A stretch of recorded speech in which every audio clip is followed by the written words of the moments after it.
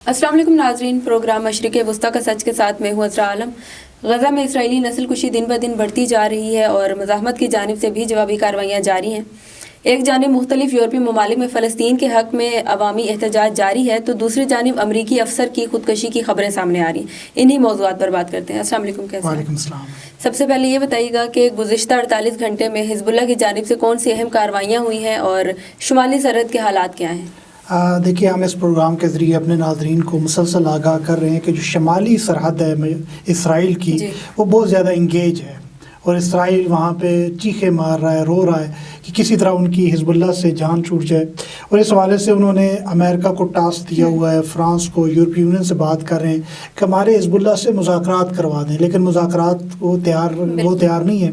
तो अगर पिछले 24 घंटे की बात करें तो 10 से ज़ायद कार्रवाइयाँ की गई हैं। गुज़िश्ता रोज़ अगर बात करें, सुबह 9 बजे कोबरा हिल पर इसराइली काबिज़ फ़ौजियों के एक असम्बली पॉइंट को निशाना बनाया गया है। ये बरकान मिसाइल इस्तेमाल किए गए हैं। इस तरह शाम 4:20 पर दोबारा इसी जगह पे एक आर्टिलरी का रॉकेट फेंका गया है। दोपहर 12:05 की बात करें तो अल दहीरा साइट के आसपास हमला किया गया है। इसी तरह 2:25 पर बात करें तो रमिया के मुकाम पर एक मुकाम है, वहाँ पे हमला किया गया है।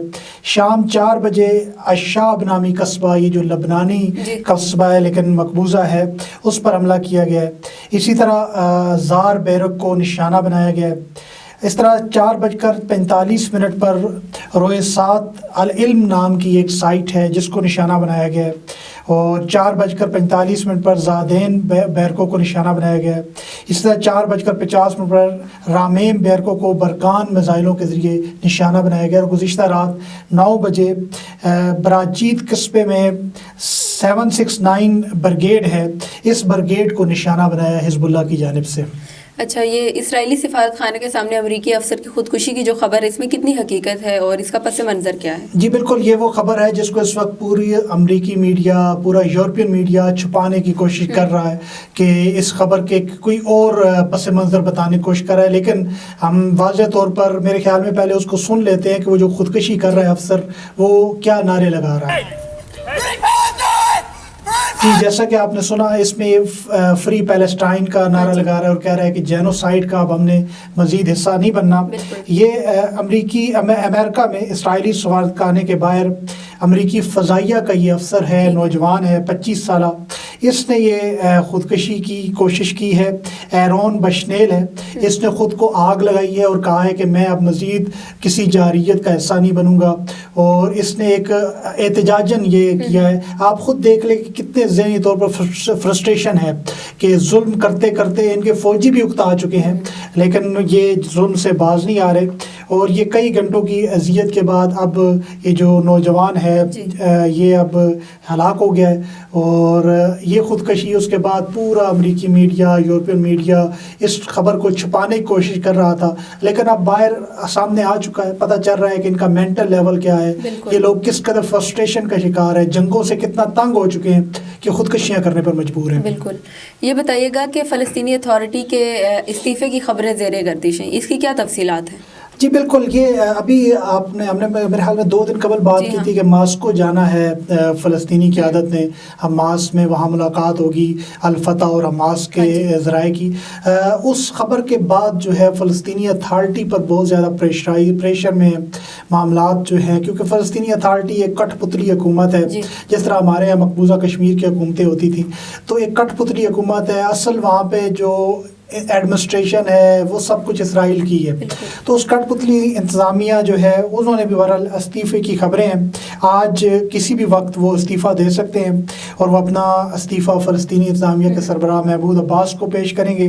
कहा गया है कि अबूरी हुकूमत के तौर पर काम तो जारी रहेगा जब तक नई हुकूमत नहीं आ जाती या नया कोई स्ट्रक्चर नहीं बन जाता। ये ऐसे हालात में सामने आया कि जब हमास के کی جانب سے آپ یوں کہہ لیں کہ مذاکرات کی بات چل رہی تھی، اور حماس نے بڑے واضح طور پر کہا ہے کہ اگر آپ نے کٹ پتلی رہنا ہے اسرائیل کی تو پھر آپ کٹ پتلی رہیں، لیکن آپ فوجی تعاون چاہتے ہیں ہم سے، اگر آزادی کے لیے جدوجہد کرنا چاہتے ہیں، مزاحمت کرنا چاہتے ہیں، تو پھر ہمارا پلیٹ فارم حاضر ہے، ہم حاضر ہیں، ہم آپ سے ہر طرح کی بات بھی کریں گے، تعاون بھی کریں گے، اور آزادی کی جدوجہد مل کر لڑیں گے۔ اب اس کے بعد یہ استعفوں کی خبریں آج رات تک واضح ہو جائے گا، اور ہم کل کے پروگرام میں یہ بتانے کے قابل ہوں گے کہ استعفے کتنے ہو چکے ہیں۔ جی ہاں بالکل۔ اچھا، ہم دیکھ رہے ہیں کہ 7 اکتوبر سے لے کر اب تک یورپ میں مظاہرین فلسطین کے حق کے لیے نکلتے ہیں، لیکن مسلم ممالک کیوں خاموش ہیں، اور ابھی یورپ میں کس کس جگہ پر احتجاج جاری ہے؟ آپ دیکھ لیں پاکستان میں کتنے مظاہرے ہو رہے ہیں آج کل، بالکل نہ ہونے کے برابر ہیں۔ پہلے کراچی میں بڑے مظاہرے ہوئے، لاہور میں ہوئے، مجلس وحدت مسلمین ہو گیا، جماعت اسلامی، تحریک لبیک، انہوں نے کیے تھے، لیکن یہ اب خاموش ہیں سب۔ آپ پاکستان کے کسی شہر میں کوئی مظاہرہ نہیں ہو رہا، عرب کے کسی ملک میں کوئی مظاہرہ آپ نے دیکھا؟ نہیں دیکھا۔ کسی اور ایشیائی ملک میں کوئی ایسا بڑا مظاہرہ آپ نے دیکھا؟ بالکل ایسا نہیں ہوا۔ تو لیکن یورپین ممالک میں ایک تو ہر ویکینڈ پہ وہ لوگ باہر نکلتے ہیں، اور کوئی تھوڑی تعداد میں نہیں نکلتے، ہزاروں لاکھوں کی تعداد میں نکلتے ہیں۔ اب یہ جو فوٹیجز بھی میں آپ کے سامنے چل رہی ہیں، اس میں آپ دیکھیں کہ اسپین کے مختلف شہروں میں لوگوں نے احتجاج کیا، اور اسپین کے 100 احتجاجی مظاہرے ایک ملک میں ہوئے ہیں، یعنی ہر شہر میں تقریباً احتجاجی مظاہرے ہوئے بڑے شہر کے اندر، اور انہوں نے مطالبہ یہ کیا ہے کہ جو اسرائیل کو اسلحہ فراہم کرنا ہے اس کو بند کیا جائے۔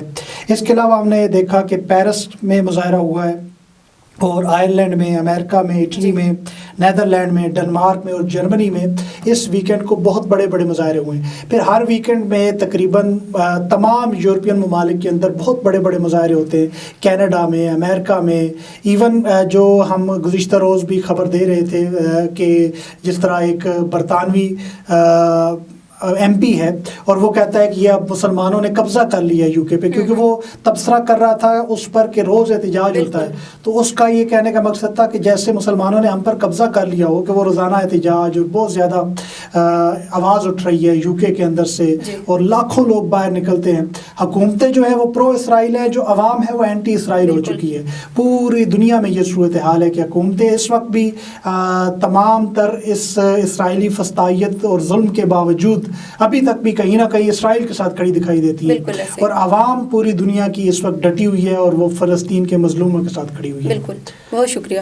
ناظرین، جس طرح سے فلسطینی اسرائیلی مظالم کا ڈٹ کر مقابلہ کریں، ایسی مثال شاید ہی کہیں اور ملتی ہے۔ مجھے اجازت دیجیے، اللہ حافظ۔